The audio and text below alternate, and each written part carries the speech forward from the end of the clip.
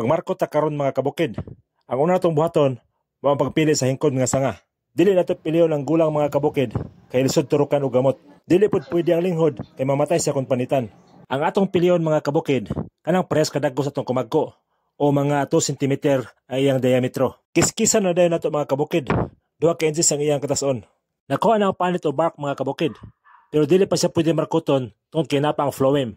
Kanang basa-basa sunod sa bark mga kabukid, mao siya ang phloem. Kaning phloem mga kabukid, mao siya ang gadalag pagkaon sa mga tanom pinaagi sa photosynthesis. Sama sa carbohydrates, amino acids, proteins ug uban pa.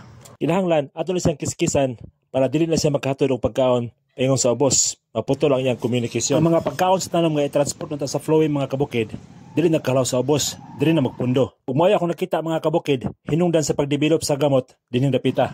Dili na nato duwagan pa og kiskis mga kabukid kay basin maigo ang area sa xylem. Ang xylem mga kabukid, mao na siya ang gadala sa mga tubig o mga minerales na gisupsop sa gamot paingon sa tanang parte sa kahoy. Pag mapil og kiskis ang xylem mga kabukid, dako kay ang posibilidad nga mamatay na ang ibabaw nga parte sa kahoy.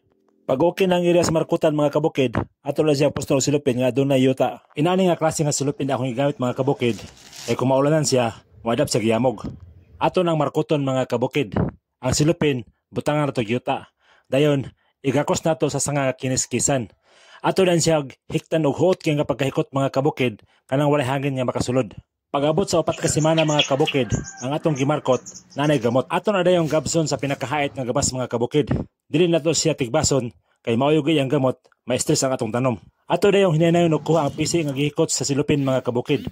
Kung mahimo, hinay-hinayon jud para dili matandog ang gamot. Prepare din taog ka ng normal lang nga yuta. Dayon, sudlanan. Dako-dako nga sudlanan para mahandol niya ang tanom.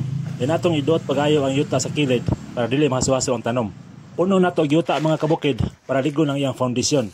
Bubuan din natong tubig mga kabukid para makasupsop ang gamot, maka-deliver og tubig paingon sa tibok lawas para mabalik sa og ka-fresh, dili ma-stress ang atong kahoy. Ibutang din nato sa randong mga kabukid. Kung mahimo, nakanit para di siya masanscald, di siya matransplant shock, dili siya mamatay. Ug mahimong himso ang iyang pagturok. Dili pud nato palabian og sige og bisbis og tubig mga kabukid kay basig magka-water clog, malata ang iyang gamot. Pag-abot sa 2 ka semana mga kabukid, ato siyang ibutang sa medyo init nga lugar para hinahinay siya maka-adapt sa environment in preparation sa iya sa pagtanom dito sa field. Daghang salamat sa pagtanaw ug hinaot nga nakahatag idugang pagtulod na sa adlaw-adlaw niyong panginabuhi. Bye-bye.